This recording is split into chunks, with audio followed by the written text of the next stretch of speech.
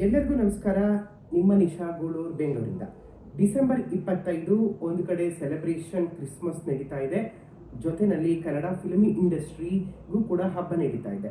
ಎಲ್ಲರಿಗೆ ಗೊತ್ತಿದೆ, ಸುದೀಪ್ ಸರ್ ಅಭಿನಯದ ಮಾರ್ಕ್ ಸಿನಿಮಾ ಕೂಡ ರಿಲೀಸ್ ಆಗಿದೆ.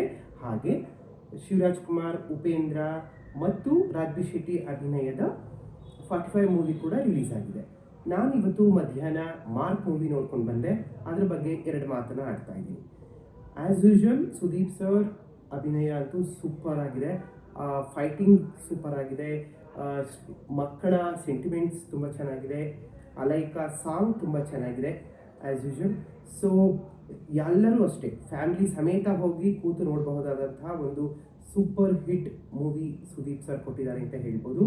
ಮಿಸ್ ಮಾಡದೆ ದಯವಿಟ್ಟು ಎಲ್ಲರೂ ಹೋಗಿ ನಿಮ್ಮ ಹತ್ತಿರದ ಥಿಯೇಟರ್ನಲ್ಲಿ ವಾಚ್ ಮಾಡಿ ಅಂತ ನಾನು ಹೇಳ್ತಾ ಇದ್ದೀನಿ.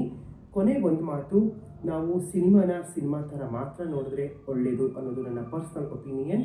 ಯಾಕೆಂದರೆ ಬಹುತೇಕ ಅಂದರೆ ಮೆಜಾರಿಟಿ ಜನರು ಸುಮಾರು ನಟರನ್ನ ಫ್ಯಾನ್ಸ್ ಆಗಿರ್ತಾರೆ.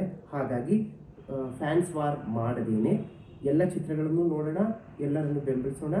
ಮುಖ್ಯವಾಗಿ ಕನ್ನಡ ಚಿತ್ರರಂಗ ಬೆಳಿಬೇಕು, ಆ ನಿಟ್ಟಿನಲ್ಲಿ ನಾವು ಎಲ್ಲರನ್ನು ಸಪೋರ್ಟ್ ಮಾಡೋಣ ಅಂತ ಹೇಳ್ತೀನಿ.